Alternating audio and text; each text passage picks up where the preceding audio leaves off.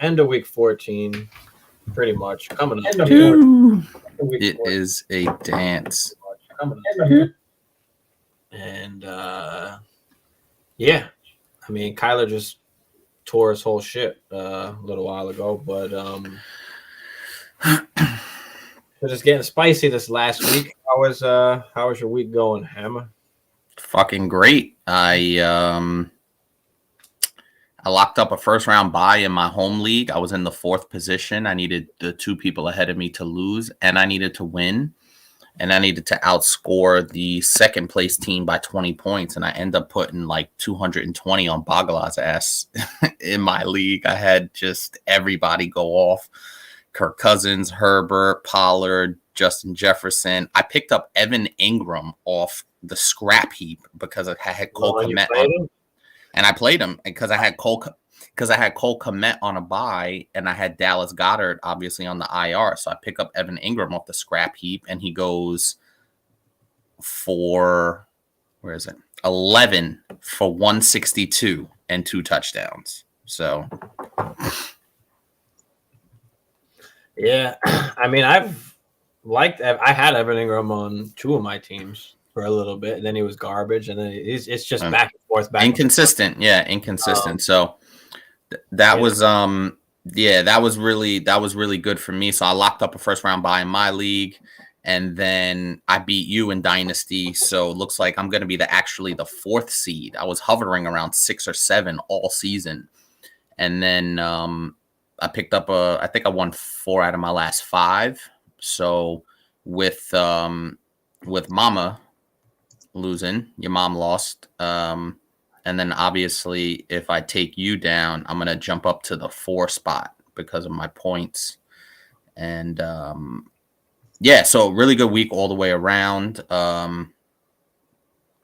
Only concern I have is my RB2 spot. Fucking Jeff Wilson goes down. I don't know what the state of his injury is, so I'm gonna have to figure out something in that RB2 spot. But even still, he hasn't been playing that well lately in the last 2 to 3 weeks. So it's a little concerning, especially going into the playoffs. And I don't have a bye in dynasties. He's what do you call it? Day to day. Whatever that means. So but yeah, it definitely worries me, and I might have a decision going into next week. But yeah, man, feeling good about the playoffs. 2 out of 3 leagues, I made the playoffs, so that's pretty good. And yeah, next week should be a good one. 1 team going, 1 team on a bye, and let the chips fall where they may. But I took care of business in the leagues that I needed to take care of business, so good shape all the way around. Nice. Jackson, what up, Jackson? Took a strategic L today. Oh, we're doing this again. We're doing this strategic L. All right. What is it doing for you in this particular case? So can I break some news on Dynasty Life Fantasy Football here on air? Yeah, what do you mean? One of our cohorts tried to take a strategic L yesterday, and it didn't work. Who tried to take a strategic L yesterday? You know exactly who. Wait, what? You know exactly who. Who, Bagala? It was in the group chat yesterday. Oh, I know he tried to, that motherfucker. Thinks like we're dumb. Fucking guy. Yo, I'm on the phone with him. Corny. Like, it didn't even matter. I still get the 2nd pick regardless, but now I'm in an even tougher position. Honestly, I wish I had the 3rd pick.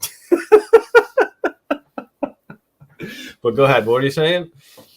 So I'm on the phone with him yesterday as I'm watching the games and shit, just bullshitting.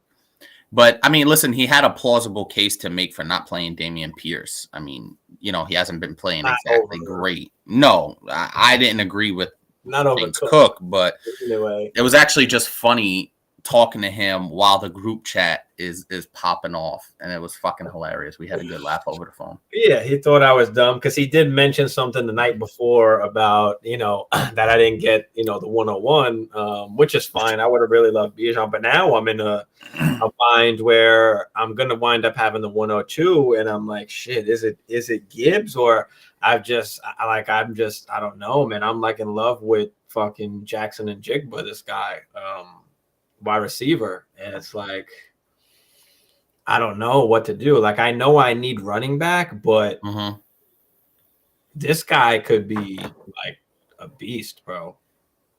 I mean, I don't know, bro. He was hurt this year, so he didn't really play much. He only played a couple games. He had like 5 catches. But last year, I mean, set the record for SEC, I think it was, for receiving yards. And he way outplayed Olave and Wilson, which I keep saying because these guys were top first-round picks. Yeah. So if those guys are able to do what they're doing in the NFL, and he was pretty much better than them, and he would have, like, if it wasn't for the rules in college, he could have came out like he wasn't allowed to come out last year. But if he would have been a top pick, higher than those guys. So for me, also too, stuck with it. Go ahead.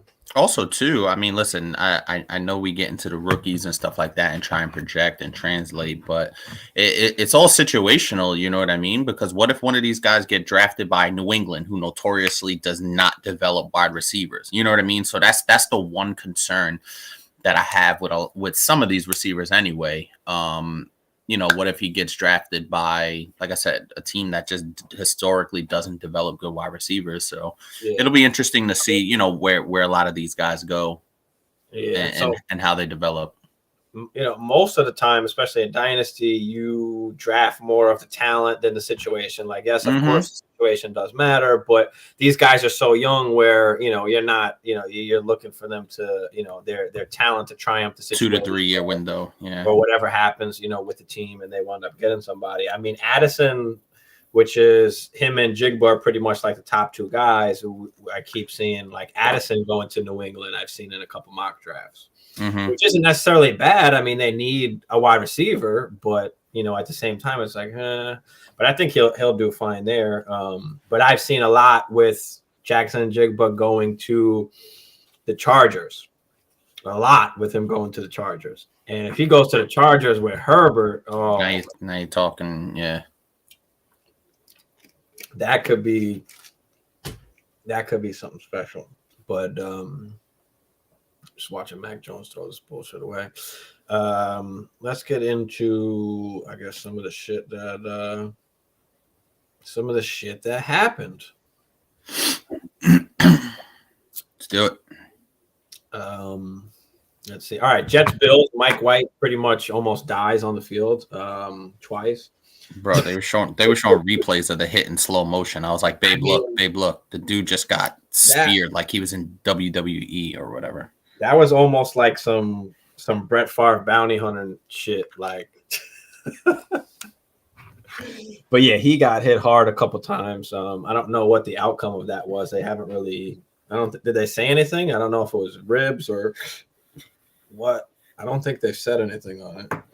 I'm sure they're going to do some testing throughout the week, monitor it, and you'll probably hear something. Usually because, obviously if you have a game on Sunday, you don't practice on Monday, and then you get back after it on Tuesday. So I'm pretty sure when, tomorrow, Wednesday rolls around, we'll kind of know what the deal is with Mike White. But he came in and finished the game. So obviously, he played thereafter. So, I mean, I know Joe Flacco was in there for a little bit, but Mike White's a pretty tough dude to be able to withstand that punishment and still be able to go out there and keep his team in the game. One thing from this game I'll say is that Jets defense is legit, man. If they ever found a quarterback and they get Breece Hall back, they could be dangerous. Yeah. Yep. We got no info on Mike White yet. We got the info on Jeff Wilson. It says his hip. He's day to day. It says so. Debo. Well, I guess I'll go into it as we go into some of the games here. But yeah, Zonovan Bam Knight. Pretty good.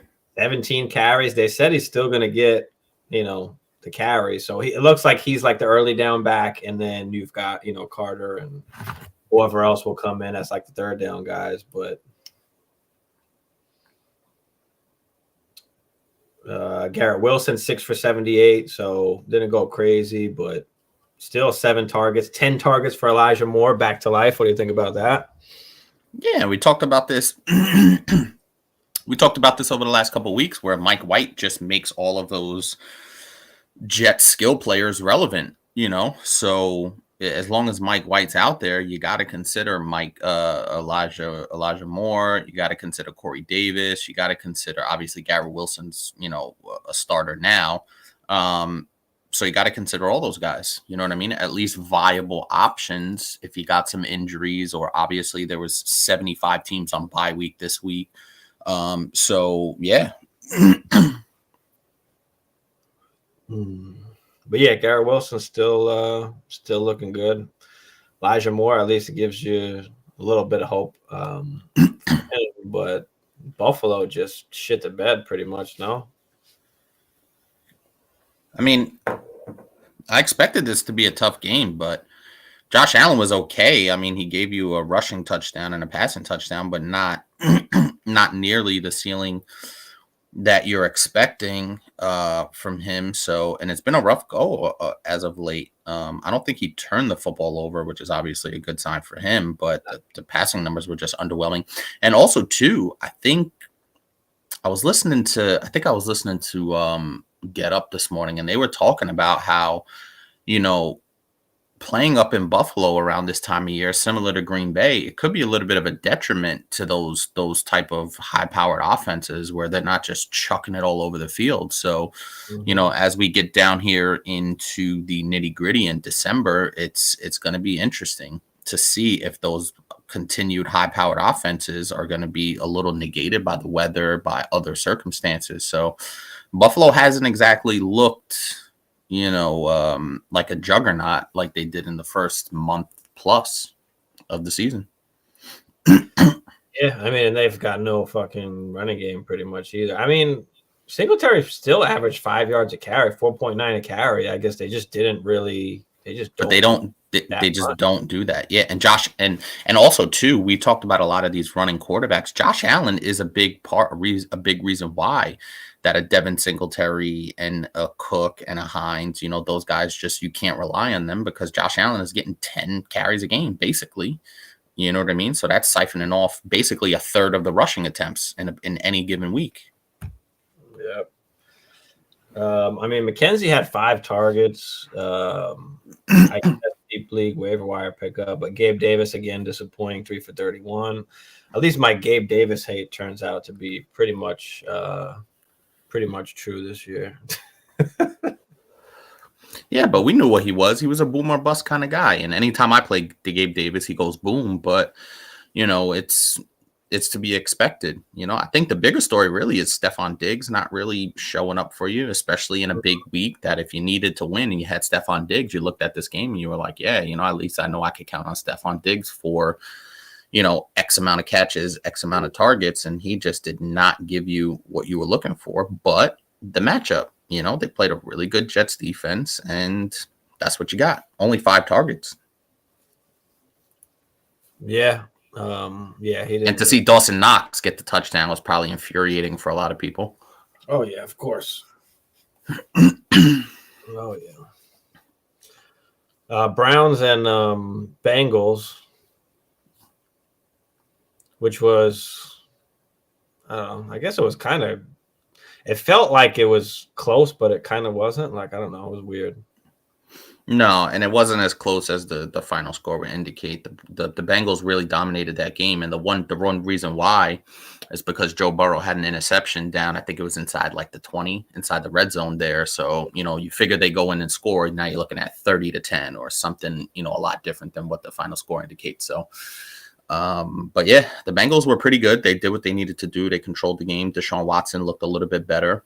The volume is starting to get there. He threw 42 times, 276, 1 touchdown, 1 interception, also 6 attempts on the ground, which is pretty good for solid production. So I think Deshaun Watson does become a viable fantasy asset going, into the playoffs. If you got a guy like Tom Brady or Russell Wilson or, even an Aaron Rodgers, maybe, like I said, you can throw in there. We've been throwing those guys in there. And if you got Deshaun Watson and you stashed him, you might be tempted to play him down the stretch in the playoffs. Yeah. It's who they play next week, though. Cleveland plays next week. Baltimore. Yeah, that's a good matchup, though. So, yeah, I mean, if you got to play Watson, that would be a bad spot to play him in. But again, like over guys like, like you were saying, Russell Wilson and shit like that. I don't think, you're not playing Watson over on any of the big guns, really. But would you play Watson over Kirk Cousins? Who the Vikings got next week? You should know that better than me. I don't know that. Tell you right now. Colts. They got the Colts. We got the Colts next week. At home, in the Dome. Fighting Saturdays. It's tough because the thing is, like, Kirk is not, like, throwing as many touchdowns, I guess. I mean, we're scoring running the ball as well, but, like, how many games does Kirk have with 3 touchdowns this year? Like, you can pretty much chalk them up as 2 at most. Yeah, I could actually tell you right now. He's actually, the yardage is piling up. 3 touchdown games. He has 1. And he has a ton of games with just 1. He has 1, 2, 3, 4, 5 games with 1 touchdown only, and a game with 0 touchdowns against Dallas when they just got manhandled. So, yeah. But he had 2 touchdowns yesterday, 425 passing. So that's, No, I think I would play Watson instead. It's a good matchup, and then Watson just has the rushing upside, so he gives you a pretty good floor at that, And Kirk doesn't look like he's having any 4 touchdown games, or you're lucky if you get a 3 touchdown game. And then especially against Indy, like Detroit was just a good matchup. It was a perfect week to play him. You knew he was going to get good yards, only 2 touchdowns, but you wanted more. But at the same time, like, yeah, I'd play Watson. I'd play Watson over Kirk Cousins. Would you? Oh, man. Yeah, I probably would because, like I said, it looks like he's getting into the flow of it. And they do have a pretty solid matchup next week. So I probably would. Yeah, because he just gives you the higher ceiling. And he can run around a little bit. But, Chubby only 14 for 34, so he didn't really do much. But Peoples-Jones led 8 for 114. Joku played well as well, 7 for 59 and the touch on 9 targets. Amari was okay, but he was injured coming in, so that could have played part in that. Still got 7 targets though. Yeah, and then Mixon 14 for 96 did his thing. So it looks like he's back and he's okay. But P. Ryan was the one that got the TD. Mm-hmm. And they're gonna keep P. Ryan involved. They saw how good he was. You don't want Mixon to get hurt, so that sucks. Yeah, for sure. Jackson said his girl left him for a bit. All right, cool, bro. Nice. Isn't it so bad that we like enjoy once they go somewhere or leave us for a little bit? I look forward to it. You better hope she ain't listening. Watson will cook the Rams. 6 catches, 78 yards. Watson will cook. Oh, you're talking about Christian Watson. Christian Watson, 6 catches, 78 yards, and 2 TDs. Yeah, very possible. We shall see. Hey, listen, if he does that, Jackson, then that means I'm probably going to win my Dynasty playoff matchup. So let's hoping he does that because I got Christian Watson on my Dynasty team. And another week off, another week working with Aaron Rodgers, and hopefully he doesn't cool off because that boy has been scorching going into that bye week. Another guy to just keep a small eye on, David Bell, 3 catches. He's starting to get more and more involved. Yeah, I still think he's obviously going to be limited because he's just got too many guys in front of him. No, of course. But if someone gets injured, or if you're in the deepest of leagues or Dynasty League. or Dynasty, if he's definitely worth a pickup or a stash because he's probably should be relatively cheap. Mm-hmm. But definitely worth a stash if you could. Cowboys Texans, that was a crazy game. I was watching that. I couldn't believe what I was seeing. That was a crazy. I mean, they wound up pulling it out. I mean, it happens. This is the NFL. They might be 1-11, but there are NFL players on that team, and they're in the NFL for a reason. But I mean, Mills and Driscoll.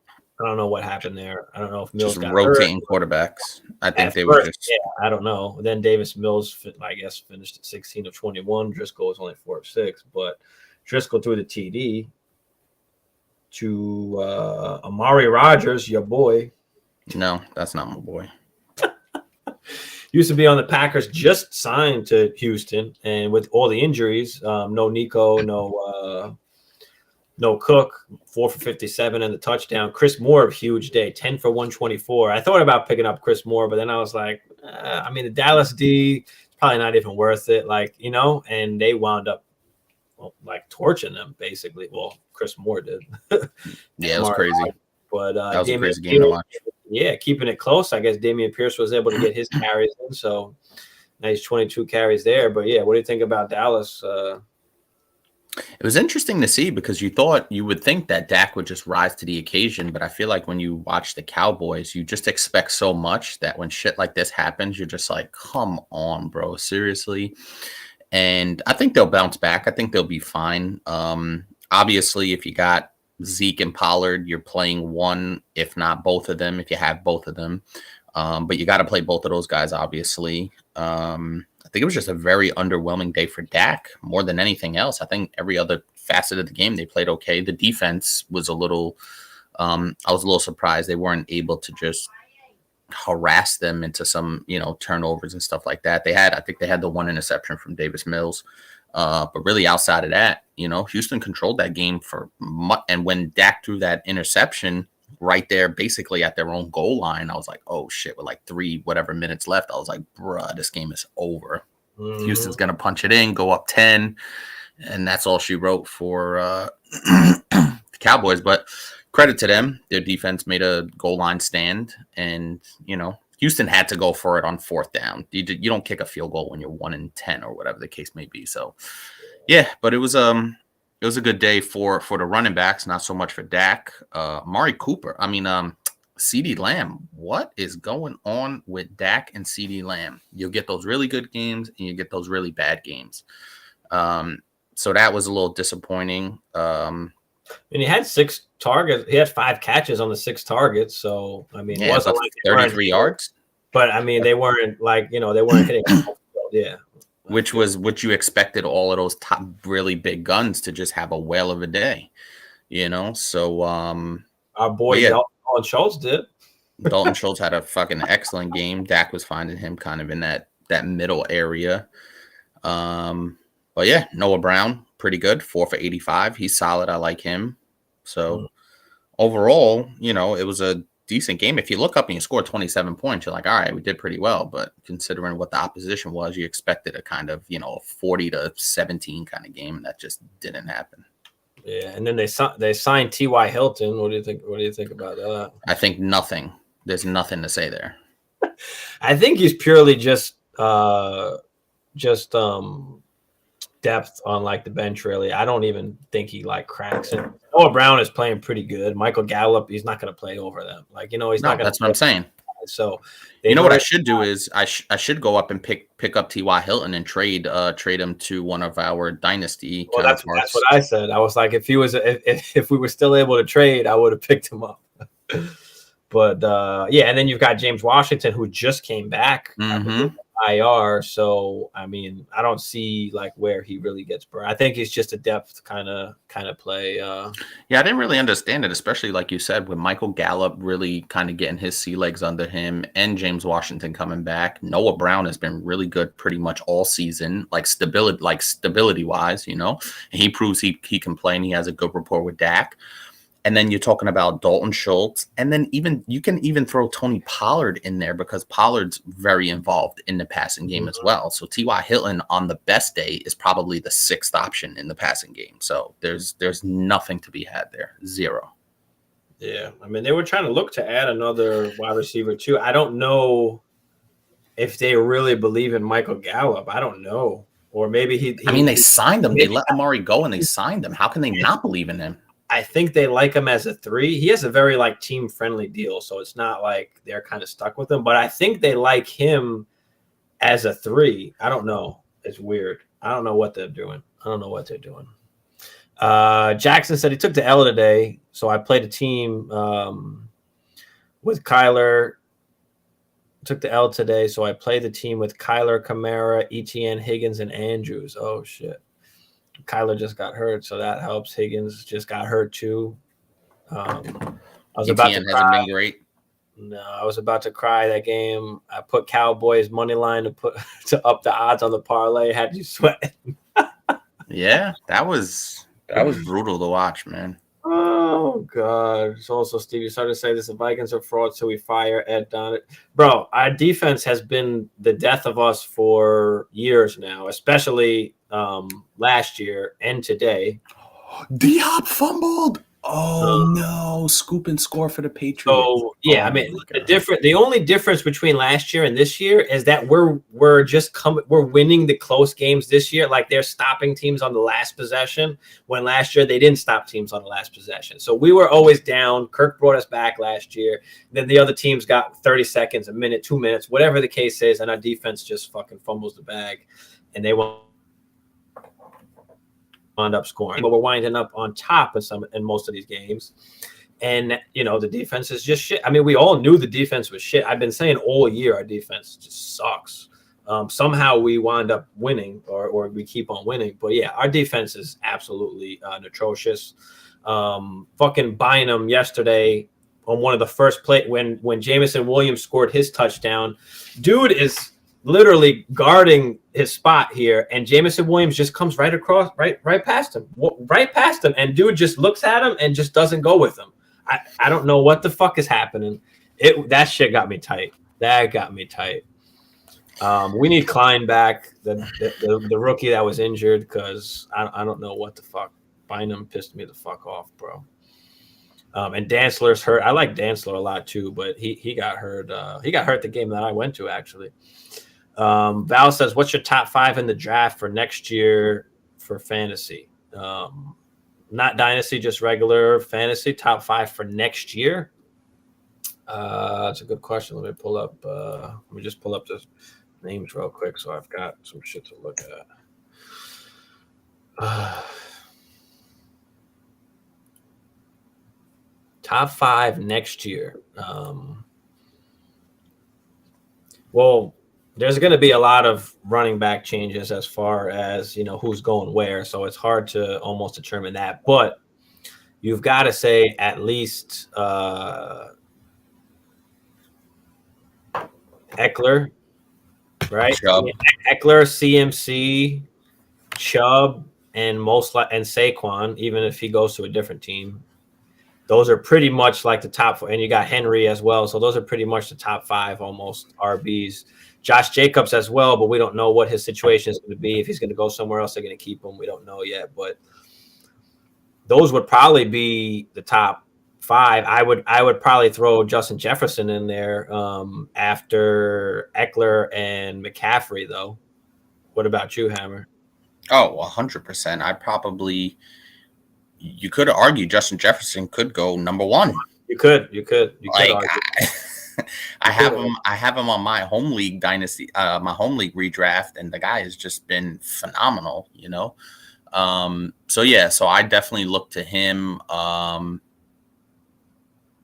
It's going to be real interesting to see where Josh Jacobs does go. But the thing that I try to stay away from a lot is what we did this year, right? Everybody was taking Jonathan Taylor number 1 because of what he did the year before. You kind of want to look ahead a little bit. And I think we tend to just think that because these guys had great seasons the year before, or historic seasons the year before, that they're gonna just repeat that And usually that's not the case. And we've seen that with a ton of guys. We talk about the percentages where, if a guy has a great historic season, usually you're looking at at least a 15-20% drop off, just because it's the NFL and you're not going to repeat certain performances. So it's really going to be interesting to see where a lot of these guys go. I didn't get a chance to look at it, but like you said, off the top, you're still looking at Derrick Henry just because he's going to get the carries. Justin Jefferson. I'm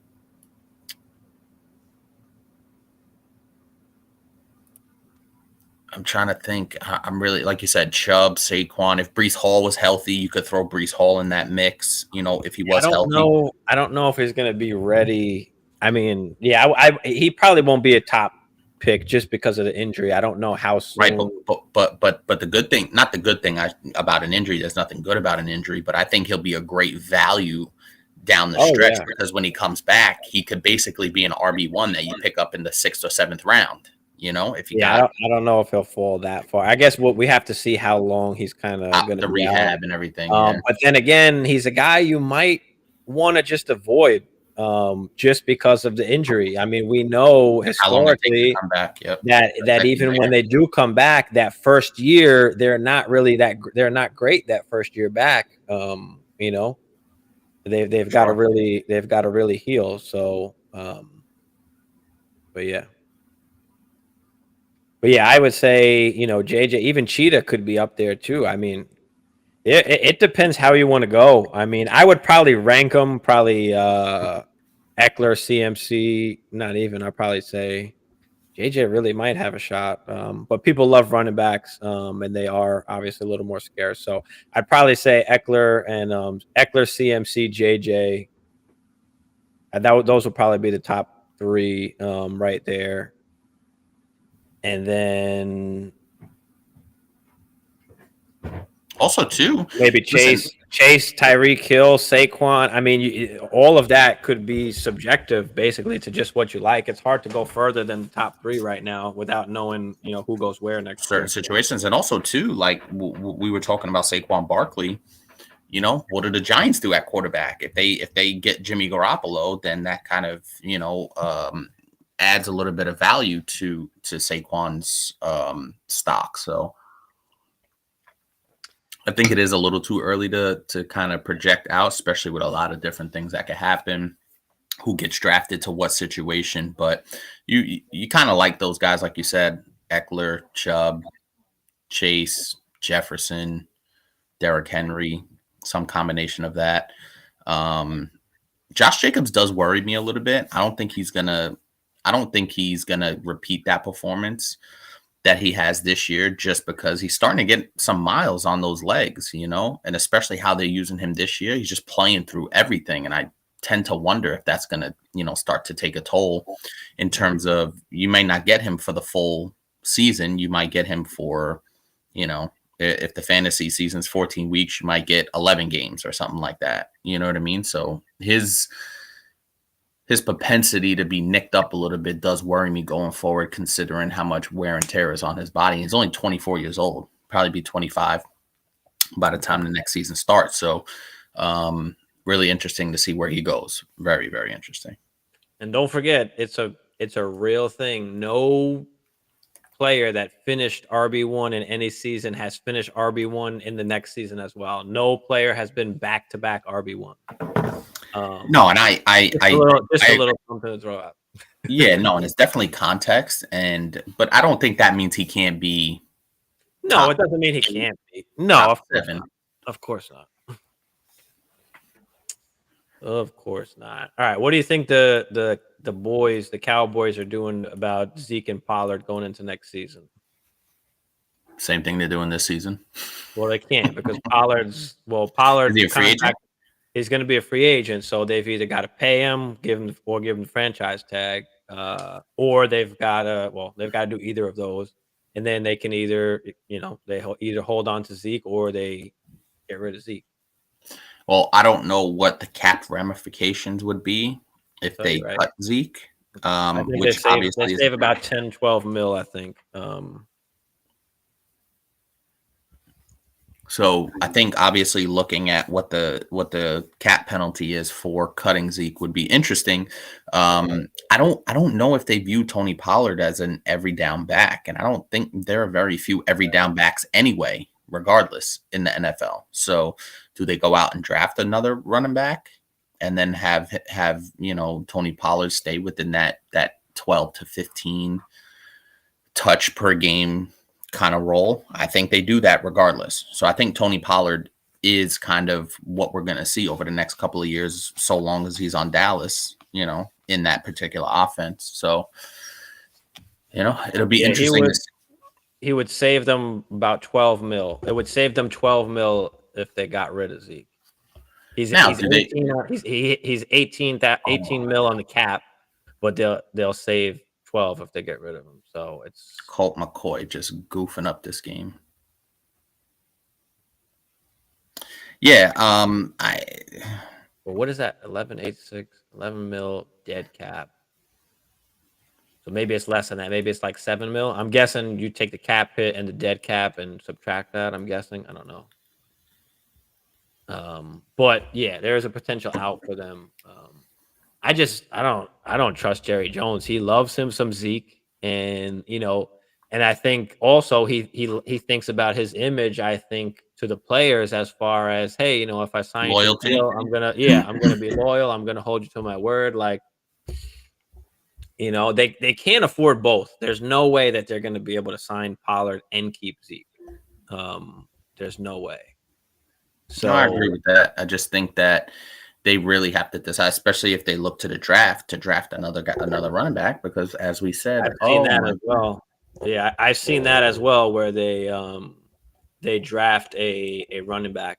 The Cardinals just tied it on a fumble recovery. Oh my God, what is going on in this? But yeah, they said they want to give Pollard a certain amount of touches. I don't know if they want to give him a workload, No, I think they've seen that with Zeke as well, where it's like, all right, we don't need to be given the workload, and then they don't got to pay that workload running back either.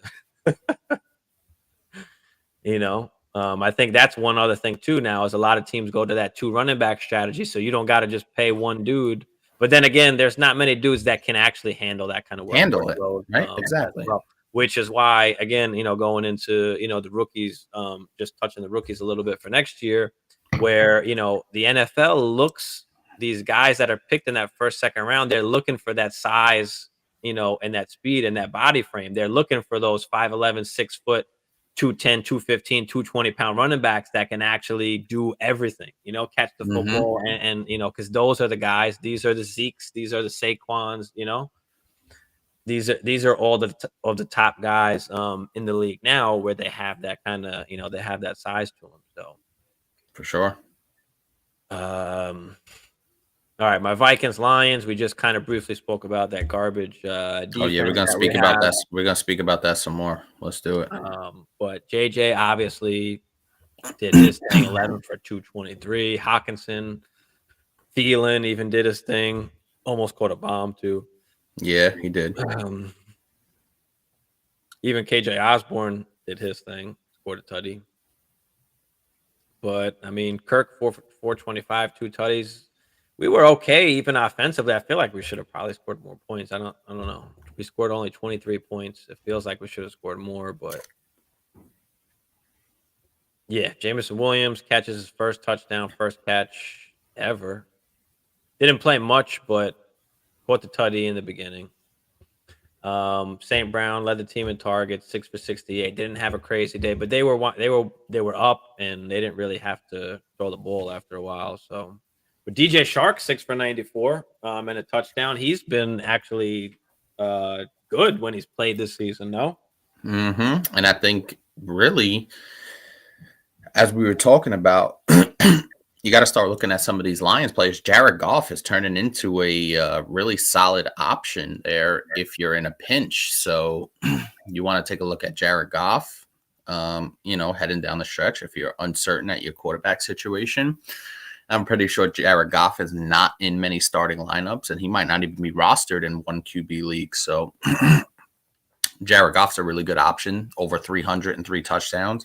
He had a really big day. So all those guys on that Detroit Lions offense, they're really humming right now, and it looks like that's not going to stop for the rest of the season. It looks like they got a little mojo going, and they have a shot at the playoffs. So now they have something to play for. So it's really going to be something to see on how the Lions press forward. But offensively, they're just doing work. Yeah, and I think they're kind of easing. They're going to keep easing. Obviously, Jameson Williams into it because DJ Shark is basically almost in that role that Jameson is going to be in. So, and Shark is playing well. They just have a plethora of weapons there between Shark, Amon-Ra, Josh Reynolds, 5 for 51 with the touchdown. We've seen him be pretty productive before. Obviously, you got the 2 running backs, so there's plenty of work to go around for all of those guys. Yeah. So 2 things on the Lions real quick. Jared Goff. Apparently, the team has come out and said they do not view Jared Goff as a so-called bridge. Long-term. No, they don't. Bridge. They don't consider him as a bridge quarterback. So they're not looking to pretty much, draft somebody and groom them under Goff. Mm-hmm. They actually might see Goff as possibly their solution. And what do you think about Goff in general? It's funny because remember a couple of years ago he took a team to a Super Bowl. Like I think we tend to forget about that. Number 1 because he got traded from that team, and number 2 because he played terribly in that game. But 3-4 years ago, it looked like Jared Goff along with Carson Wentz were really the 2 rising QB guys they were taking in the same exact draft. So it looked like they were really coming into their own, especially once Sean McVay got to the Rams and took that over, and Jared Goff started looking like an actual competent quarterback. But I think the situation is really good for him because, as we just talked about, he's got a plethora of weapons. They drafted another top wide receiver. They got Amon-Ra already there. DJ Shark is no slouch. Josh Reynolds is no slouch. They have good players. You know what I mean? And they've been drafting at the bottom for quite some time now. So, that talent, I think, is starting to really show up. So, listen, the dude's only 28 years old. He's not 34. You know what I mean? He's not an old dude by any stretch. And we've seen quarterbacks play well into their late 30s. So I think, having him there, and it's good for him because now he has the confidence to go out there and say, okay, this is my team. I don't have to look over my shoulder, and I could just go out there and work with my guys, work with my young receivers. It's interesting because they traded Hawkinson and they got better, which is weird. So I don't mind it from that standpoint, and he's played very well this season. So I don't have an issue with that. Yeah, I mean, Goff, I think maybe he just needed a kind of change of scenery. Shit just went downhill, and sometimes shit like that happens, where you kind of just Stafford went to the Rams and won a Super Bowl. So but yeah, so I mean, I like that for Goff. I like that for kind of just the Lions in general, where they're not pressed. They don't have to go out and grab a QB early. Like they can fix other needs on their team. I don't know. Who knows defense maybe on the back end. Yeah, definitely they need some defense. Who knows if they re-sign DJ Shark? I'm pretty sure that's a 1-year deal that he has. But I think Jameson just kind of slides right into that. St. Brown. I mean.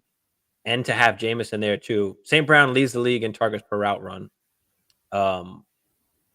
Absolute stud. And then you got Jameson Williams to go in there to take the top off and just, oh man. I mean, they got it. And then they've got Swift there. They got Jamal Williams. Now, Jamal Williams, real quick, and I've been kind of saying this kind of past week, like, if you want to play it safe, I guess you can play Jamal Williams. You got to obviously hope for the touchdown. But even still, like, his ceiling is 10, 11 points. Like, that's just what it is. Even when he scores a touchdown, he's only getting like 20, 30 yards. Like, even 16 carries, like 37 yards. And he's just 0 in the passing game. He's just giving you 10 points per game if he gets the touchdown. You've got to hope for the 2 TD or 3 TD game, which, could happen. Of course, it's been happening, but it's just low percentage almost at this point. So for me, I'm like telling people, like, listen, play the upside guy. If you have someone else, obviously, that you can play, then I'm not going with Jamal Williams. But listen, he's still doing his thing. So can't complain there. What's happening in this game? I missed it here. Damn, Patriots scored another touchdown. Yeah, I thought they got a fumble. I thought they got a fumble and returned it, but they didn't. It was an incomplete pass. Well, I thought Arizona got the fumble and tied it up, but they didn't. It was an incomplete pass, and then Mac Jones just took him down the field. how are Hunter they? Henry had a big play. Pierre Strong. Oh, Stevenson got hurt, so Pierre Strong hopped in. Wow, the rookie. The Rook. Ain't just nothing happening for Arizona. God damn it. Marquise Brown is going to fuck me. It doesn't matter. We're both making the playoffs anyway, so. No, I know. I'm not worried about this week. I'm worried about more just next week, just being involved. Forward, I don't know. Like, shit. Nico's back. I might just have to play Nico. Jags Titans. Jags, just Trevor Lawrence just went ape shit. Yeah, he really did. Ingram, we briefly spoke about before too, ape shit. Led 15 targets. I mean, Trevor Lawrence did throw the ball 42 times, but Zay Jones was the guy after Ingram, not Christian Kirk, which was upsetting. Yeah, but I think, but I don't look at that as anything major, to be honest with you. I still think Zay Jones and Christian Kirk, obviously the top two targets. Christian Kirk is the number one target. The biggest takeaway here is ETN. You know, I mean, he had 17 carries. He just didn't do anything with it. So that's a problem. He hasn't been doing a whole lot lately. The workload is there, so you got to keep playing. Got to keep playing the workload. That's what we're looking for. Like a lot of people played Travis Homer. Travis Homer played the highest percentage of snaps of any running back this week. So even though you did play him and he didn't do anything, like you didn't make a bad play, like he's if he's getting the work, if he's on the field, that's what you want and that's what you need. So sometimes it just doesn't always work out. And it didn't work out this week. No, I get that, but I start you got to start looking at the production. You know what I mean? Listen, obviously the workload is the first thing you want to see, but then you got to look at what the production is. And if I'm not saying that you should bench him, but I'm saying look at other options. And if you don't like what you're seeing in recent weeks, listen, bro. Well, he only it's only the last 2 weeks. I mean, he got hurt the other week. No, dude. I'm looking at it right now. Starting week 10 at Kansas City. Yeah, 10 points that week, right? 8.8. I'm looking at here. Oh, I'm probably looking at maybe full PPR. I'm probably looking at full PPR. So yeah, 8 that game, and then he got hurt, and then the last 2 games. But that's a decent sample size to say. 3 games. What's going? 4 games. I don't care if he got hurt. Like he didn't produce. Like it is what it is. If he got hurt, yeah, of course. But you can't predict that. Obviously, you can't count that against him. If he's still getting 17, 20 looks a game, I mean, you're still going to play him without a doubt. I don't know. What if are you playing ETN over Dameon Pierce? Yeah. The way that offense is and the way that Dameon Pierce is. I mean, you talk about ETN, look at Dameon Pierce. And you're going to talk about playing Dameon Pierce over ETN? Pierce has been at least giving me a much more stable floor over the last few games. In that same sample size. He's done worse than ETN, no? No. Yeah, 10, 12. Well, even less than that probably because I'm looking at full PPR. 10, 12, 4, 3, 11. I understand, mean, but that's worse than what ETN is giving you. And he's giving you less, and he's getting less amount of work. Listen, I'm throwing it out there. And that's what I'm saying. I'm throwing it out there because the stats are comparable. I'm not playing Pierce over ETN, not right now. So that's all I'm saying. I came straight out and said I'm not saying to bench him. I'm saying if you don't like what the production is starting to look like. No, that I can agree with, but I guess my point is that it's not like Pierce is doing any better. Like he scored a touchdown last week to save his day, but other than that, I mean. He's done even worse than what ETN has done. But Pierce is getting a very similar workload. No. So last 2 games, maybe, yeah, but 2 games before that was was shit. So that the point is, I know you're honing in on Pierce, but the point is if you have somebody that has a similar workload that is producing at least a better floor, you got to take a look at it. You can't just Well, yeah, I mean, but I doubt merely people say, have that, and unless it's those 10-team leagues where it's like you got to pick between where you got to pick between like ETN and like a Pollard or some shit like that, or Miles all right. So I'll Sanders, throw it out there. Would you play or ETN? shit like that. Would you play ETN over Pollard? No, probably just because Pollard is just in a better offense. But that's closer than Pierce because Pollard's been on fire. Would you play ETN over Miles Sanders? No. Yes, I play ETN over Miles Sanders. Next week I will. Yes. Okay. So I'm just throwing it out there that there are certain guys that you may have on your roster. You know, would you play ETN over James Conner? Yeah, I hate me some James Conner. But that's what I'm saying. He does get a bunch of work, but yes, I'd play him over James Conner, especially since Kyler just got hurt. So, but Connor's back in the game, and he's having a great game again. So but that's just the point I'm trying to make where, like, you know, listen, because you have ETN and he was really good for about a 4 or 5 week stretch. He hasn't been good over the last 4 to 5 games total. Just whatever the production is, the production is. So I'm not saying bench him, but I'm saying if you got a guy like Connor, if you got a guy like Miles Sanders, if you got a guy like Pollard or Zeke for that matter, you gotta start looking at those things, especially when you're going into your playoff situations. Yeah, no, I mean that's definitely true. I guess my main point is just, you know, don't give up on ETN just because he had the bad game. Like the workload is still there. So if you got him in the flex, obviously you can still play him. But of course, you're looking at whoever else you have, and you're looking more into the matchups now that it's 100%. Now that you are going into playoffs. But Dameon Pierce was just a bad example. But I got you with the other ones. I didn't mean Dameon Pierce. Like, I just meant similar workloads in terms of, you know what I mean? So I had to give you some more examples for you to let it. I got you. Yeah, Pierce wasn't working because the last 5 weeks Pierce has been pretty shit. But yeah, I get what you're saying, and that's definitely true. But yeah, I mean the Titans on the other hand, I mean Henry went ham like early, and then they kind of just sucked after that. Bro, it's so funny because as I said before, I was talking with Bagala, and you know, he was trying to take me down because I played him in my home redraft league, and he was trying to wipe the floor with me, which didn't happen. I actually took him behind the woodshed this week, but early on, Derrick Henry was just rumbling. I think he had like 100 yards in the first half or something. And I've seen this script with Tennessee before where Derrick Henry just has a massive first half. I think he had like 90 yards in the first quarter or something like that. And then he just virtually disappeared, and he had 2 fumbles to boot. So it was still a massive.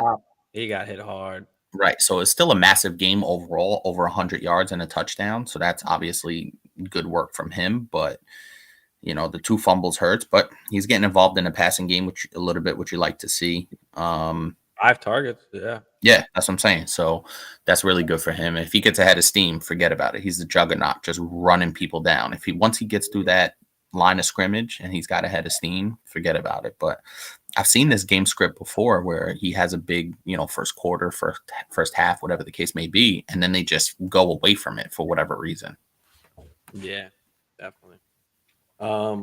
Hooper, 5 for 68, led the team. Robert Woods actually led the team in targets, though.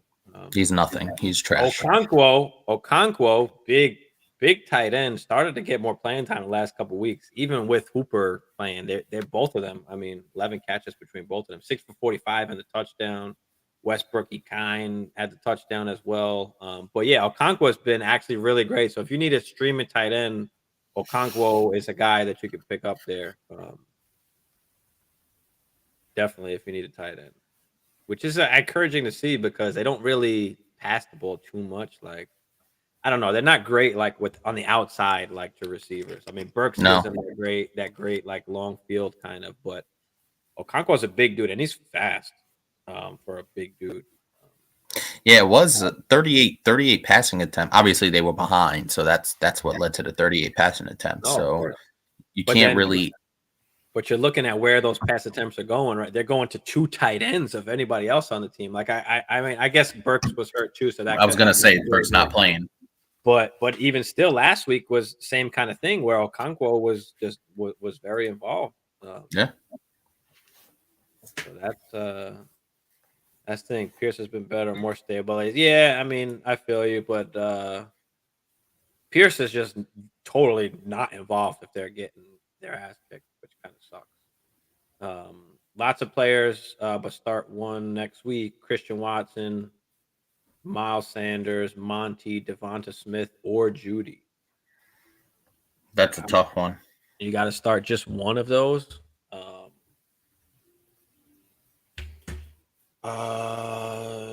Who does? Let me go to next week real quick because we haven't looked at any of that shit yet. Make sure to ask us again on Friday or Saturday. I actually changed my mind on Sunday. On Saturday, I went with Mike Evans over Judy, and then Sunday morning, I just had this feeling. And when I was on with Fantasy Football Network, I was like, "Yo, I just had this feeling this morning. We're changing it to Judy, bro." Be like that. Oh shit! So I'm looking at it now. So the Packers obviously play the Rams on Monday night. The Philadelphia Eagles play at Chicago. So Monty's playing against the Eagles. Devonta Smith playing the Bears. And then Jerry Jeudy is playing home to Arizona. I don't know. I might like Christian Watson. I don't know what the QB situation. My two that I'm looking at really, well, I guess you could say three: Christian Watson, Miles Sanders, and Monty. But the Eagles could go up, so I don't necessarily love Monty, but he could catch a lot of passes too. So I mean, it's a great matchup for Miles Sanders, where if they're up, they're just gonna hand the shit off. I mean, but they tend to, when they get up, they tend to use like Boston Scott and Gainwell. They were up by a lot. Yeah, they were up. That's what I'm saying. But they've been giving Miles Sanders. They've been giving Miles Sanders a vibe. But Christian Watson has been obviously on fire. So it's between Miles Sanders and Christian Watson for me, definitely. Yeah, I think I agree with that. Those two. So really just depends on what you feel, man. It's rough. I'd probably take Miles Sanders just because of the situation and the team that they're playing. And I don't know if Watson's going to catch 2 TDs. I mean, the Rams do suck. I don't know. I mean, Miles Sanders just had a monster game too, so it'd probably be smart, I guess, to play him. But you can't go wrong. I'm going to say Miles Sanders as of right now, but I might change my mind. You going with Watson? No, I'm actually going to lean what you're saying and with Miles Sanders. But Christian Watson cannot be ignored here, and I think he's a close second just because of the explosiveness. And bro, they're getting really creative with how they're using him. That end around for the touchdown was really nice. Finding him in the red zone. So I'll lean Miles Sanders, but I wouldn't be mad if you play Christian Watson in a good matchup. Yeah. Kyler Torres ACL, yeah, it kind of looked like it there. Mm-hmm. Now he's got plenty of time to play Call of Duty. Non-contact. Damn, that sucks for Kyler. And it's like towards the end of the season, so I mean, obviously going into next year. Obviously, depending how bad it is, like he's not going to be ready at the start of next year, most likely. So yeah, it's rough. That is rough. That is rough. Eagles Giants brings us to the next game. Eagles just straight pounded the Giants. It's so funny. It's fucking hilarious because the whole even on the show we did on Saturday, Bagala was just like expect a bloodbath. He knew what was coming, and that's exactly what happened. There was just like no mas right from the beginning. So you get all the Jalen Hurts, all the AJ Brown, all the Miles Sanders. Devonta Smith was really good if you played him in the flex. So yeah, man, really good game from the Eagles. Not so much from the Giants. Yeah, I mean, we knew from early on the Giants were a little fluky. They won some of those early games when they probably shouldn't have won. But yeah, I mean, Daniel Jones is just okay. I don't know what they're gonna do with Daniel He Jones. hasn't been as bad though. I will say that. Like he's He been hasn't been. better, but That's he didn't true. exactly set the bar very high. This is true. I mean, to be fair, I guess they really don't have wide receivers. I mean, they're playing Mm-hmm. a bunch of free agents basically. But Saquon, another disappointing day. How much of that had to do with the injury? How much did that have to do with them getting their ass kicked? I don't know. I guess something to keep an eye on going into next week Mm-hmm. would be Saquon. Miles Sanders, as we said, kind of went off, did his thing. Jalen Hurts, 217, 2 TDs. Him and Patty probably front runners for MVP. Probably more leaning towards Jalen Hurts side just because of the record, I guess. Mm-hmm. AJ Brown 4 for 70, Devonta 5 for 64. I mean, they didn't even go off. Like, No, it was the Jalen Hurts show, but they would still give you solid games with a touchdown each, but yeah, Jalen 7 for 77 on the and ground. he had the rushing touchdown. Yeah. Now I did hear that what's his name? Sean Payton wants to come back next year. Who is going to coach? I don't know, but it's kind of Could be exciting. could be the Dallas Cowboys if they get knocked out in the first game of the playoffs. It could be. What other teams was there that Chargers, maybe. they were saying? I remember they were definitely saying the Cowboys, Chargers, possibly Arizona. Arizona would be very interesting. Yeah, he could be on the hot seat. That would be very interesting. That'd be. I need to start Amari, right? What's your other options? But yeah, I mean, he's been a top 10 guy. I mean, and now we got Watson back, but he was a little injured. He almost didn't play last game, so just got to keep an eye on the injury and stuff. But And Watson looks like he's getting back to, getting yeah, back, shaking off some of the rust. So now you're talking about a third game. I still like Amari Cooper. You just got to monitor the injury. Ravens Steelers, what a shit game that was. Trubisky is back. Yeah, Kenny Pickett got hurt, and Huntley got hurt. Yep. So that game was there's not a whole lot to talk about there. There was not much going on. It's one of those shitty games where there's like 8 games going on in the 1 o'clock window, and Red Zone tunes into it maybe like 2 or 3 times the whole first window. That means literally nothing is going on there. With Huntley getting hurt, obviously J.K. Dobbins had the big game, 16 for 120 and a touch. So, especially if they're on their third string quarterback, they're going to look to run the ball. Gus Edwards, 13 carries. Demarcus Robinson wasn't bad. I actually picked him up to play in Dynasty this week because I had obviously Christian Watson out, and Should have left KJ. Should have left KJ. Yeah, I could have left. I didn't feel comfortable playing KJ and Thielen though. I have Thielen as well. No, in hindsight, it's like he scored the TD, but yeah, but I had Thielen, so I wasn't going to play both of those guys. So Demarcus Robinson was good, and he's been pretty solid the last couple of weeks. So, but if they're going to be playing with what's the guy's name, Anthony Brown, I don't know. Huntley didn't come back in the game, did he? No, I think they said he is questionable for next game. It's possible that Brown does play that starts next game, so just got to keep an eye on it. But yeah, Najee scored the touchdown. Deontay Johnson 6 for 82. I mean, compared to what he's been getting or what's been going on. Pickens 3 for 78, nothing crazy. Even Fryman was only 3 for 33, but he did catch the tutty. Yeah, it wasn't a great offensive game, to be honest, from any standpoint. No. But I mean, yeah, JK had the big day, but was it me or did he look like shit on that long run? I didn't even pick up on it. I don't remember what I was Bro, he definitely was watching like the games. waddling his way. Like it was so weird. He was running weird. He wasn't that fast either. He got caught from behind, but I don't know. It was just weird. It was very weird. If you get to see the let me. I don't know if I can find it, but I'll check it out. no, but I do want to see it again, regardless. Let's see, JK PD run.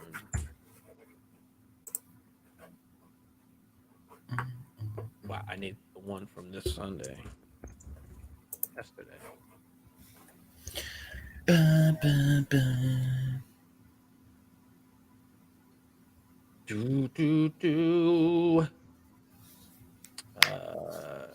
on, I want to see the big run. Man, the Cardinals are so disappointing, dude. Just in general. Oh, turn this off, bro. All right, don't melt down here. Get it together. Oh, here we go. Okay, here we go. Nice. Yeah, it just looks like he's got a limp to his run. Oh my god, it's so weird. Hold on, I'm about to show you real quick. Hold on, let me pull this out. Just so we can all take a look and just tell me. I don't know, is it me or is it actually like a little bit?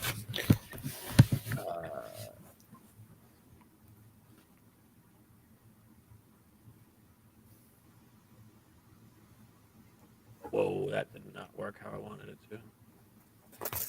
There we go. Check this out real quick. Here it is. Look at him running. You see how he's got like a little limp to it?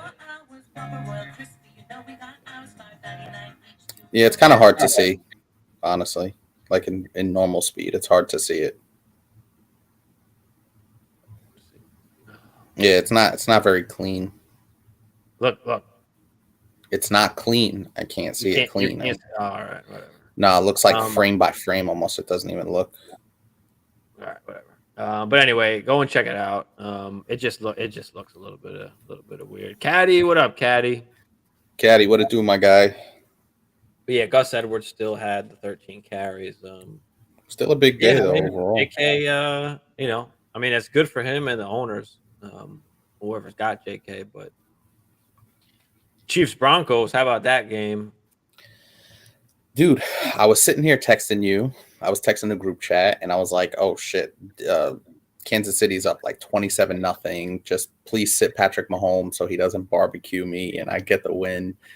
And then I look up, and I'm like, Patrick Mahomes is throwing interceptions, and I'm like, "What the hell is going on?" But yeah, an uncharacteristically wild day from Mahomes. So you don't like to see that, but the final stat line still looks pretty good. 352, 3 touchdowns. Pacheco, solid day, 5.4 carry on 13 carries. Jerick McKinnon, Jesus, if you picked him up and played him, that paid big dividends. Juju, nice game, 9 for 74 and a touch.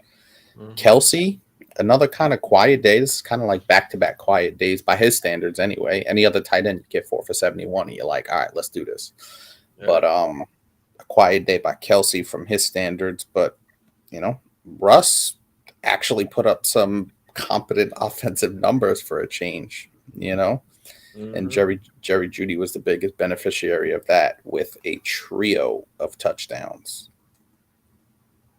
Yeah, and then Russ got knocked the fuck out. Russ added, I saw that. He added 4 for 57 on the ground, and obviously that one big hit that wiped him out.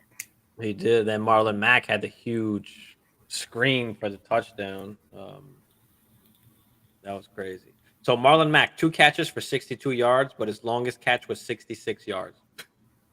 He went backwards.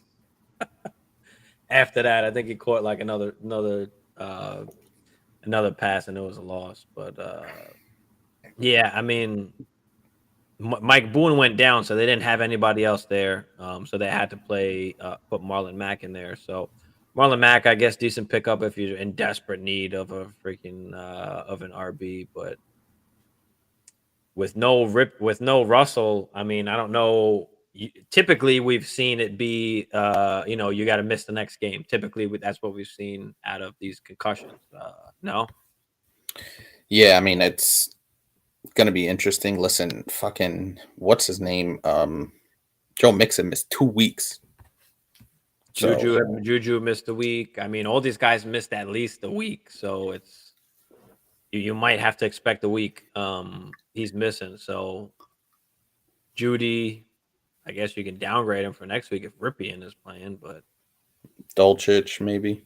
Dolchich as well. But yeah, McKinnon obviously was very involved. Well, they threw the ball a ton, but I actually I released McKinnon. I should have just kept him. He was doing okay, but he wasn't getting 9-10 targets like he was. Fucking sick play though by Mahomes on that, and then That little backyard play. And Pacheco, just kind of what I've been saying is, why I hate Pacheco. Solid, but he's solid though. He was decent. I mean, he has to score. He's got to score that tutty. But he was involved in the pass game. He had 3 receptions, which was very good to see because he hasn't been doing that at all. Caddy said he's down by 5. He had Hopkins, Stevenson, and New England kicker. Oof. Down by 5, had Hopkins, Stevenson, and New England kicker. You're down by 5 right now? Yeah, what are you down by now? And that big fumble, Hopkins had the fumble. That's why. I'm guessing you're talking about right now. Stevenson is done, so you need it from Hopkins, don't you? Or New England kicker. Yeah. You're probably not going to get it from the New England kicker at this point, so you need D-Hop to... No, they might, because New England is on the plus side. Do they have the ball right now? Oh, they do have the ball. Okay, so I didn't know they had the ball. I just checked. Right now. If they get if Arizona gets the ball back, then you got a chance. They're big. They're down though. They got to stop them here. You might get a field goal. Might get a field goal try. It's gonna be like 57. Oh, yeah, it's a deep one, but I think they're gonna try it in Arizona. It's not. Might punt it.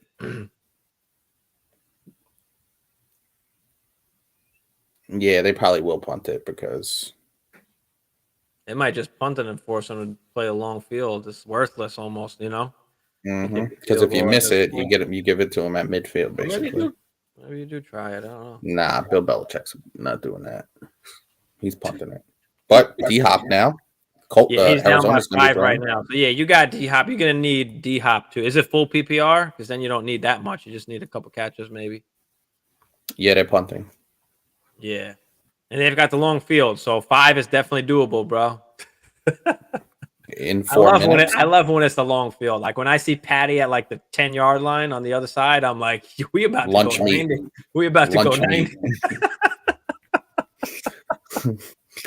It's cooking time. I love it. But Patty's been over 300 like fucking almost every game, which I love. He's a beast, dude. We know what he can do. Full pot, PPR, full PPR, yeah, full PPR. Okay, yeah. So you got a good chance here. You're only gonna need a couple catches. Basically, you need 2 catches for 30 yards, and you're in business. Bucks 49ers. Bucks got their ass kicked. Yeah, they did. I will say this: at least Tom Brady was man enough to come at the end and say, "Listen, sometimes we played like shit. Yep. Sometimes we got our ass kicked, and we got our ass kicked today." Yeah, it was pretty bad. And we were talking about Mike Evans a lot over the weekend in terms of not being able to know, if you got better options, you got to look at it, So they just do not seem to be on the same page. And it's been a season-long thing. You can't even say, well, it's only been like 2 or 3 games. So it's troubling in a word.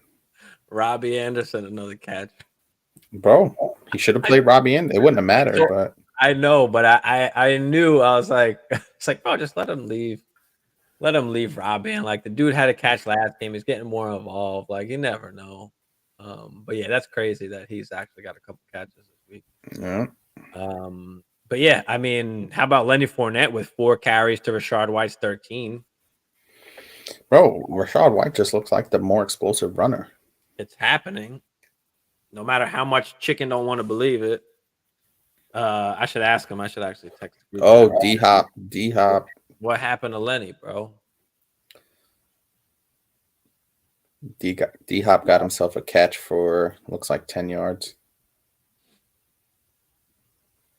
I'm curious out there if anybody's watching. Do you guys have the bonus? Like if you get to 100 yards receiving, 100 yards rushing, 300 yards passing. I wonder if people do the bonuses as well. Some leagues do, some don't. Like when I'm on with Fantasy Hustle, like all of those guys, they all play with like bonuses, 300-yard bonuses and 100-yard bonuses, and they do a lot of IDP though as well. Their IDP is 2 at each position and 2 flex. So it's like 2 defensive linemen, 2 linebackers, 2 T. That's 2 a little DBs, too much. 2 DBs and 2 flex guys you can plug in there. That's a lot. It is a lot. It's crazy. I think I'm gonna adjust. I might adjust my stuff next year to make the QB. Super flex. I'm thinking about it. Super flex. Yeah, that'd be nice.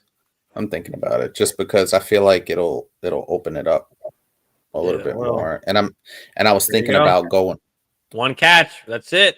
Need 1 catch, Caddy. And I'm thinking about getting rid of defense and kicker and just making that another flex position. Combining it. Most of my other leagues, there's no defense or kicker. Like a lot of these people now, they just take out the defensive kicker. Some people still like it because it's just original. That's how it's always been, and it's just like that's part of fantasy, bro. Sometimes the defense, like I lost by 2 points in one of my other leagues because Cleveland D put up 30 something on me. Mm-hmm. Like it sucks. Or I could switch it to a individual defensive play, but we have that in Dynasty, so yeah.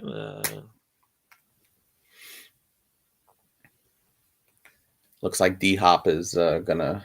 I was about to see this. Oh no, Hollywood. It's Hollywood. Yeah, Hollywood.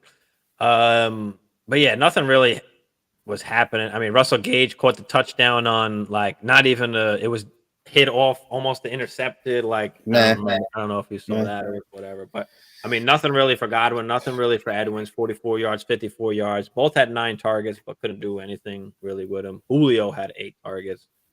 Fournette had 7. I mean, Rashard White, they just couldn't do anything. And after the game, a couple of defensive guys from San Fran, the guy who picked it off, I forget who was it, Greenlaw and Greenlaw had a big day. Greenlaw and whoever had the interception. Why don't I see interception on here? To Sean Gibson. He brought the ball up to Brady after the game for him to sign it. And he was saying, and him and Greenlaw were both there and they were talking to Brady and they were saying like, it means so much, like, to play against you. Like, we've been watching you since, forever. Like, it's really an honor, like, da-da-da. So it was cool to see that. Brady signed it? Yeah, Brady signed it right on the field. I thought he would have, like, smacked it out of his hand and been like, get the fuck out of here. No, I think he might be understood. He might really be done after the season. I mean, I know he probably doesn't want to go out this way, but I think, like, deep down he might just realize, like, okay, like I can't perform at the level I could anymore. Like this is also too. honestly, I think he might play somewhere else. He could play in San Francisco next year. I did hear that as well. And I think San Francisco would do it. I don't know if they would. I do. I don't know if they, and we were having this conversation yesterday when I was on with Hustler on his thing, and we were talking about this yesterday, and they were somebody was in the chat saying Brock Purdy's the guy.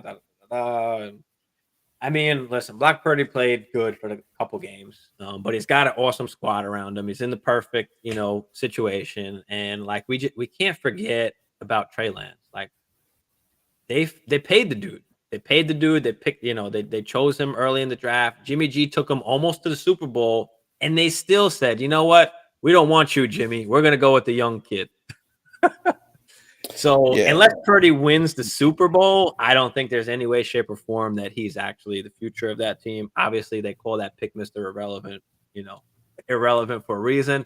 Not saying he's not good or whatever, but this team has heavily invested in, that's in the key already. And that's the key to it.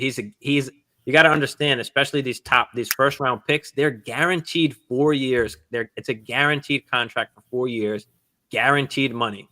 So you can't just release them like they were a third, fourth, fifth, sixth round pick. You can't. You could trade them, of course, but the cap hit is like 10, 12 mil. So also don't forget about the capital they moved to move up in the draft and get him. Moved up in the draft to get him too, which adds even more to it. So there's no way in hell that they're not going to see what this kid has, or they're going to give him a chance. And I hope people can just understand that. And listen, we're not right. I'm not always right. Hammer ain't always right. None of us analysts are always right. But these things do matter, believe it or not. They do. Like, he asked Tom Brady was what, 6th round pick, whatever he was, and he came in and did his thing. But that's just one situation out of how many others that have happened, just like that. So there's always going to be those outliers, just like Eckler is an undrafted free agent, the only starting running back in the NFL that was an undrafted free agent. There's always going to be those outliers here and there, but history, tells us a lot of that. And also too, like you said, we were talking about this with Zach Wilson. Like when you're the second overall pick, they're not just going to give up on you that quickly. Number one, because the people who took you, their jobs are on the line. If that doesn't work out, so there's every incentive, and even more so in the case of San Francisco because of how much they had to give up to move up in the draft. So it's even that much more of an incentive to run him out there and see what he's got. Bro, those top 5 picks, these teams are handing them, 20, 25 mil. Like, what is let me see what the first round pick range. First round. There is a rookie wage scale though. Okay. It's not like Matt Stafford getting $100 million out of college. No, it's not that at all. Bro, get this off of here. Yeah, so let's just to put it in perspective. Yeah, they're getting paid 30 to 40 mil. Trayvon Walker's deal was worth $41 million total for the 4 years. The number 1 overall pick. Just to put that in perspective. Okay, Aiden Hutchinson, the 2nd overall pick, 39 mil. Derek Stingley, 38 mil. Like, they're giving these guys real money. Like, and you've got to understand that how much of a difference that is between a 2nd, 3rd, 4th, 5th round, 6th round draft pick. Like, they're giving these guys real money, and they're really investing in these guys. So they're going to give them chance after chance after chance. Yep. Down by 1.18, but that's what 2-week matchup. Oh, that's a 2-week matchup, so you're good. Yeah, he didn't get Did the game end? New England got it. They're kneeling it. Or they're gonna run it maybe once or twice. Yeah, they're kneeling it.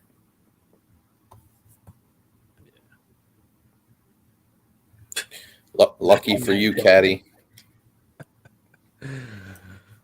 Oh man. But yeah. So yeah, Purdy's doing what he needs to do. He's just all he's got to do is take care of the football, just game manage. That's it. Jimmy G wasn't a world beater, but he was able to just control the ball, control the game. CMC 14 for 119 and the touch, 2 for 30. And he had the receiving touchdown. Yeah, he was a beast. Jordan Mason is the straight up backup, 11 for 56. He's pretty good too, and he was an undrafted guy, I think. Shit, if Jeff Wilson keeps fucking around, I gotta go pick up Jordan Mason. Somebody probably has him, or else I think I would have tried to pick him up. Does somebody have him? I'm pretty sure, because I needed an RB. I would have tried to pick him up. Nah, we're not doing this right now. Yeah, I'm checking.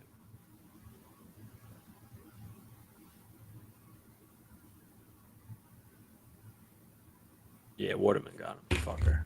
Does he really? Yeah. Where the fuck did he grab this guy? I don't remember. Oh, shit. Damn, he got him like 2 weeks ago. 2 weeks ago. Oh, probably when Elijah Mitchell went down. Oh, yeah, that's right. I think I tried to pick him up. I had the waiver claim in, but he had the better waiver. And Panthers, it's bullshit. Go ahead. You what? No, it's bullshit. It's bullshit because I drafted Davis Price and they don't even play him. in the rookie draft, I drafted Terrion Davis Price. They don't even play him. But that just goes to show you again. What was he, 3rd round pick? That if they're not a 1st or 2nd round pick, it's there's nothing guaranteed. They've got to have a great situation. People got to get injured for them to get that chance. Like but Elijah Mitchell was a 6th round pick, and he burst onto the scene. He was doing work. He did, because they had drafted. They had Mostert there. Well, Mostert got hurt. Don't forget. Again, right, situation. Right, Mostert got hurt, and then they had Trey Sermon, who was a 3rd round pick, but Trey Sermon wasn't looking good, or his attitude, or he was in the doghouse, Shanahan's doghouse, whatever.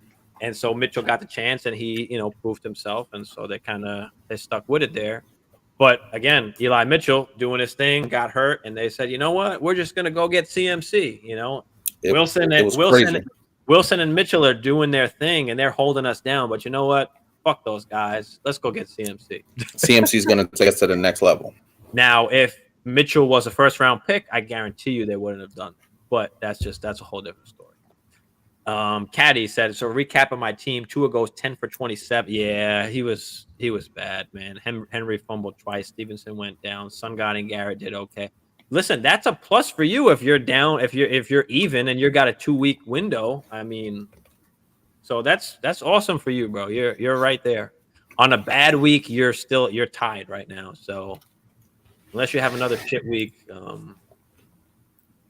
Anyway, Sam Darnold didn't really do much. 120 yards. I mean, no catches for DJ Moore. What the fuck is this?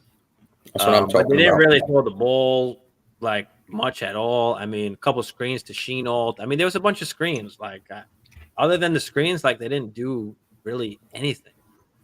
Shi Smith gets the TD on the fucking on the play action bootleg. Foreman didn't get in the end zone, but he got his 20, 22 touches. Chuba with the vulture. It was very much a good game script in their favor, so they were able to just kind of run it out. As long as Dante gets those 20 carries, I'm okay. Usually he comes out with the tutty, but it didn't happen this week. Gino, on the other hand, 3 tutties, but they didn't look good. No, they got down pretty early in this game. And this is a game I expected Seattle to win. Yeah, I mean, Goodwin, Metcalf, and Lockett, they all did all right. 5 catches each, 60, 71, 95 yards, a touchdown each. Yeah.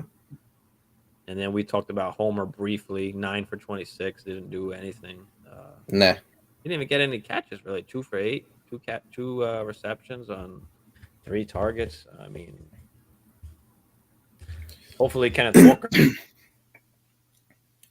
Yeah. Back. There was nothing else really in this. I mean, even they were up by. I mean, they were up. They had to. They ran the ball so much they had Blackshear getting some carries in there, and a touchdown. On top of that, which was crazy. But yeah, I mean, I don't know, man. They gotta throw the ball more. What am I gonna do with DJ Moore now? What the fuck? Keep playing, please. Well, I mean, I don't necessarily have to play him now at this point, now that I've got my guys off of bye and stuff, but I don't know. We'll see. Dolphins, Chargers. That was I guess we thought it might be more. It should have been more high scoring. I guess we thought it should be.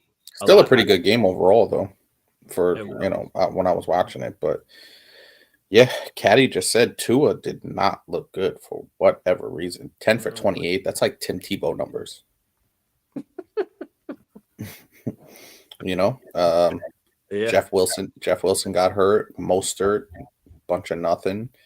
Tyreek Hill did have he actually had 2 touchdowns. He picked up one of the fumbles and ran it back.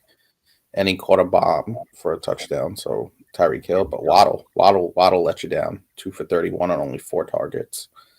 But I think they'll be. Yeah, I think they'll be fine going forward, to be honest with you. I'm not overly concerned about that Miami offense. Yeah. Yeah, man, I think they'll be all right. I mean, Jeff Wilson, as we said earlier, day-to-day. It was 2 subpar games, though, because, I mean, they did play San Francisco the week before, but. Yeah. Definitely. So they gotta whip back into shape. I mean, Eckler, we spoke about briefly last stream where he had 85 catches going into the week. Mm-hmm. I think 111 is the record, I think, or one something. 115, 116 is the record, I think, for most catches by a running back. I think it's 116 by CMC. Eckler's on pace to break. He's on pace to break that. He had 85 going in, had another 8 catches this game. Just on 8 targets. Crazy. That's crazy. nice.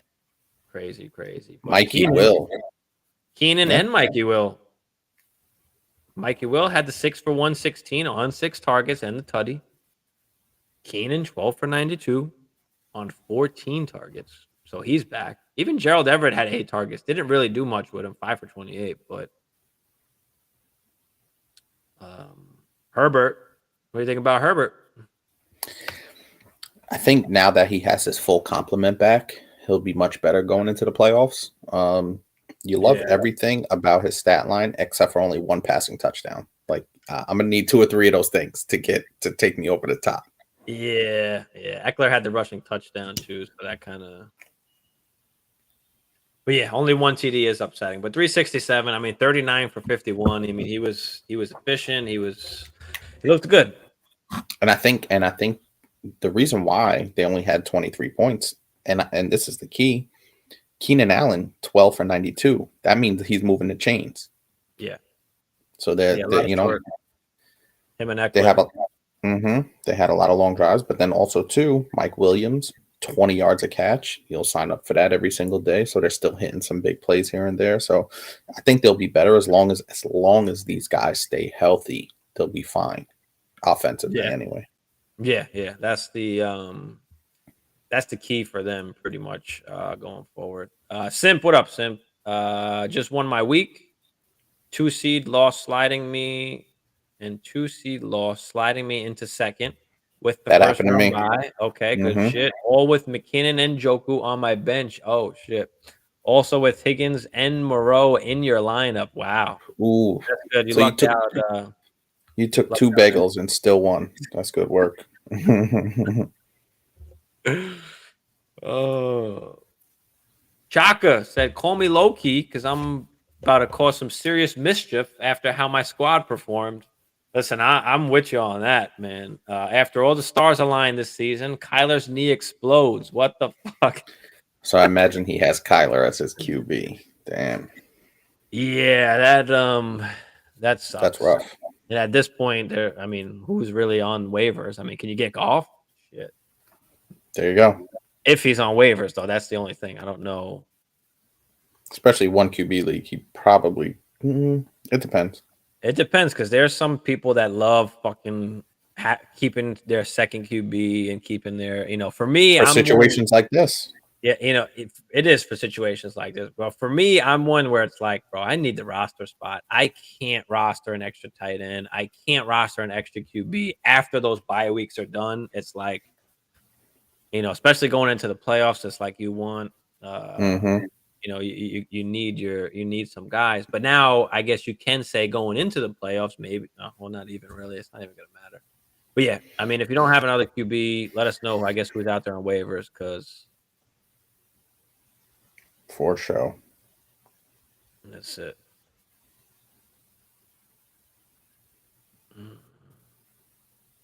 Oh, and I'm winning this week in your league, and I'm one game out the playoffs, bro. And I've had some tough weeks in that league, especially early with, when Dak went out and just had to you're toast. Field and to be one game out though is nice, but I've got a shit ton of points against me too. So the cookie just didn't crumble my way this year in that league anyway. It's crazy too because I was able to pick up the pace and I got a first round bye. So. And I'm gonna move up to the 4 spot in Dynasty, which is awesome.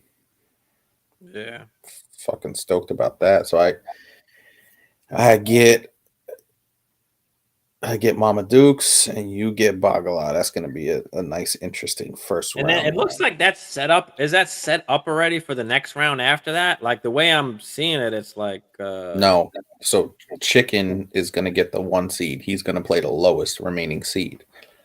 That's what it says. But when you look at the thing, like it's already like, where is it? Oh, the bracket will move. They'll rearrange it. It doesn't always happen like that, especially in ESPN. That doesn't happen. I remember because we had a big thing about it. So if you look into the settings, like if you look into the playoff settings, I did. It said lowest remaining. Higher seeded team always plays lower seeded team. It does say that, but if you look at it, it's already got it like quarantined off as like the 3rd and 6th seed on the bottom. Like, you know what I mean? Mm-hmm. I don't know if that changes or not, but anyway. Simpson. Oh yeah, we saw that. Thankful CMC, Hurts, Mike Williams, and Chiefs defense went off. Had the stars line. Would have had 180 points full PPR. Nice, bro. Nice. So what it is, especially going into the playoffs this week. Yeah, that Jeff Wilson injury is gonna loom mighty large for me. Well, he's day to day, so he's probably going to. He is probably going to play.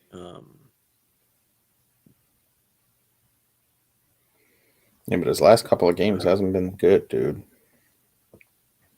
I made playoffs in 6 of 10 leagues. Doesn't matter. And home league. And one league that I didn't make the playoffs in, which was some guy that I met. It was fucking. It doesn't go by overall. It doesn't go by total points. It goes by the head-to-head. I'm like, bro, what the fuck? Because I'm in total if it's total points, but head-to-head I'm not in. But I'm like, bro, what the fuck? Like if you got injuries that week and shit like that, or like that, weeks. you know, or if you got bye weeks, like that sucks when you do it the head-to-head way, you know. Yeah, when you do it by the points, it just gives you a better, like, okay, if you were better throughout the whole season, like, okay, you deserve to get, you know what I mean? You deserve to get in there. So yeah, I've always viewed it should be total points. That sucks. Also had Swift and Jamal in there too. Got extremely lucky. Yeah, bro. I mean, who did the other person have? Nobody? They could have just had probably had Mike Evans, Kyler Murray, Tyler Boyd, Stevenson, Boyd, Higgins. That's right. Higgins and Boyd were both out. Yeah. So Chase kind of just did his fucking thing even more. He did. Which hurt. But other than that, I mean, guys, throw out whatever questions y'all got or anything you want to talk about or need some insight on.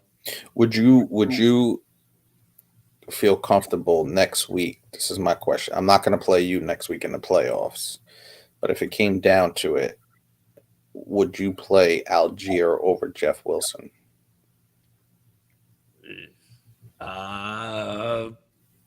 Possibly. I mean, Wilson got hurt, and then he didn't really do much the game before that. I mean, it's tough. I mean, they got Ritter in at QB. It's definitely like a gamble, but it's a gamble either way. But at least you know that Algier is going to get at least half the carries. So 10, 12 carries, right? You know, he'll get 10, 12 carries, where Jeff Wilson, he might not get 10, 12 carries. Who are they playing next week? Let's see who they're playing. Miami. Miami has... They got the Bills. Buffalo. So, yeah, maybe... At Buffalo. Yeah, I don't know. And Algier... Oh, that's supposed to be a snow game. It might not be. I don't know. Then definitely it might not be high scoring. It's supposed to be like 7 inches of snow or some shit. Right. Algier at New Orleans. Oof. Oh God, you don't got. I got nothing. I mean, at least in the snow game, you know, maybe they do run it so much that Wilson does get a lot of carries. But at the same time, like, what is he going to do with him? I don't know, man. That's a tough. I might still play him against the Saints, though. It's not like the Saints are scoring points, though, either. So there still should be opportunities. So I'm the 1 seed in my league, and I intentionally took an L this week so I could get an easier matchup for week 16. All right. Gotta love some good old fantasy strategy. Yeah. I mean, it I all don't. kind of depends. We don't necessarily love that. We talk about that all the time. But go ahead, Hammer. Yeah, I don't subscribe to this. I don't. Yeah, and you know what the problem is that ultimately in a fantasy playoff, you're gonna have to play your best no matter who you play. You're gonna have to play the people that you play regardless. So I don't like avoiding teams to get a better matchup. I just never viewed it that way. I always viewed it as if I put my best lineup out there, I can beat anybody. You know what I mean? I try not to worry about the other teams and just worry about me putting the best product out there. And listen, if you're the 1 seed, you shouldn't really have to dodge anybody. Well, you don't even know who you're playing, honestly, right now. Anyway, Right. Because week 16 is 2 weeks away. Right. That's the other part of it. But I mean, the main thing is like, especially in the playoffs, where like literally anything can happen any week, and you might think you're playing an easier matchup that And week, they go off.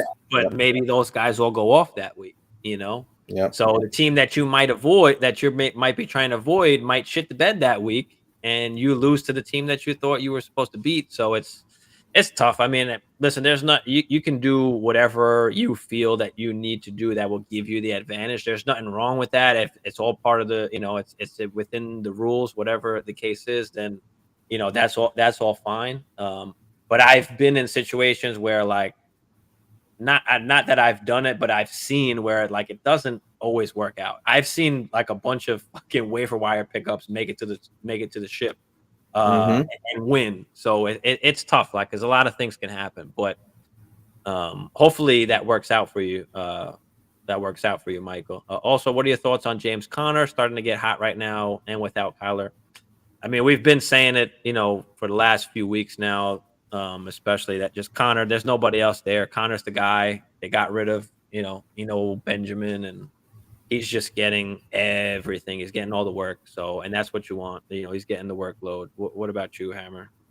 Yeah, exactly what we said. James Conner's got in his last 4 games, he's got 5 touchdowns in his last 4 games played. That'll work. So sign up for that. And as soon as they released Benjamin, James Conner should have been in a starting lineup. I was kind of a little hesitant just because he was coming off the injury. He was out for a couple of weeks. But he's a must play at this point, honestly, especially if you're in the playoffs, because he's getting the volume, and on volume alone. And he's been playing pretty well. There's just no way to avoid it. And he gets involved in a passing game. So listen, Colt McCoy is okay. He's a decent QB. No, he's not.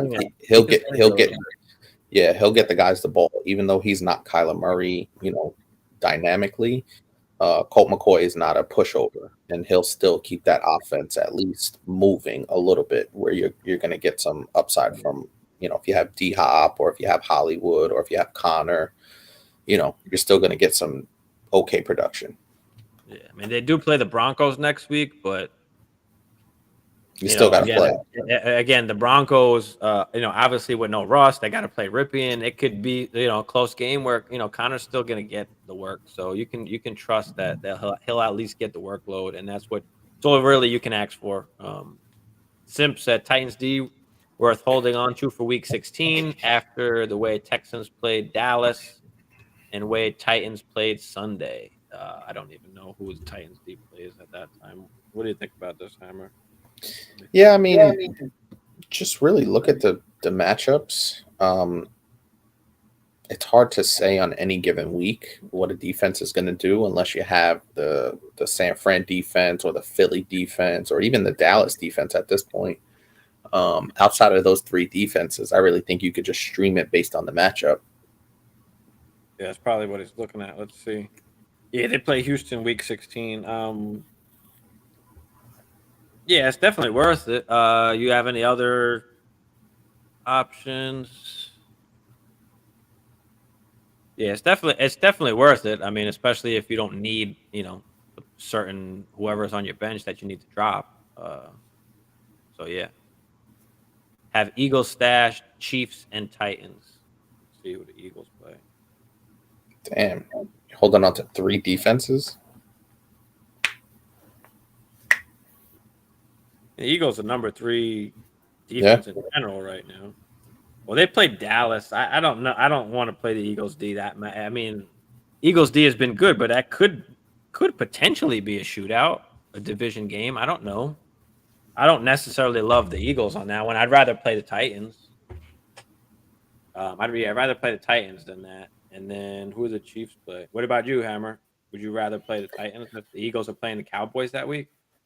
No, I mean, I think if you have a good defense, you're going to ride with it, especially a top 3 defense. Because then if you start drifting away from it, then you're like really gambling on anything happening. Who do the Titans play? So they got Houston in week 16. Yeah, they got the Texans. The Eagles got What about the Cowboys. And this is just for week 16. What about next week? I don't know. I'm not even looking at that. We're just looking at week 16 right now. Yeah, I'd probably still stay with the Eagles, but listen, if you feel better with the Titans because they're playing Houston, go for it. Yeah, I would feel better. I think I would feel better with the Titans, but whatever floats your boat, bro. Well, guys, thanks for tuning in. Make sure you hit that like. Make sure you hit that subscribe if you haven't. Throw in some last questions or anything before we hop off this bad boy. Anything? You got anything, Hammer? You want to talk about anything? We didn't miss anything. We went over every game pretty much. Yeah, no, I'm pretty stoked about the playoffs coming up, and going to be real interesting to see how the chips fall. But this is the best part. This is the best time of the year, honestly. Mm-hmm. Patriots 6 sacks. I didn't see that. All right. Other than that, boys and girls, ladies and gents, we'll see y'all Friday night, 10 p.m. You here, Hammer, or are you out? Yeah, no, I'm pretty. I should be around. All right, big week, playoff week next week. So make sure you tune in on Friday. What's the Thursday game real quick? Get them lineup sets. The Thursday game is the 49ers and the Seahawks. That's big. So listen, I'd be a little worried to play Ayuk. Kittle, you gotta play. I'd be a little worried to play Ayuk. I know Debo is out, but I mean, what do you have? 2 catches last game. He did have the touchdown, which was good, but I don't know. Seahawks. I mean, you're playing DK. You're playing Lockett. You're not playing Kenneth Walker probably if he's still hurt, and it is a 49er defense first game back. So I don't know. Lockett, you're definitely playing Lockett. You're playing Metcalf. You're playing Lockett still, even though this is a good 49er defense. Are you playing Geno? I mean, in a 1 QB, it depends what my other option is, but I'd rather not play Geno. But again, just kind of depends what your other options are, especially if it's 1 QB. But so Geno's got you to where he's got you. Yeah. And there's some talks about the Seahawks actually signing him to a deal. Whether it's a short deal and they still draft a QB. I've seen some mocks where they draft Will Levis, who's kind of like a project. He's kind of like not ready. They're giving him like Josh Allen comps because he's like 6'3", 230. Right. And he needs like work. He's more of like a project, kind of a little bit raw, but I don't know. We shall see. But anyway, we out, guys. We'll see y'all on Friday.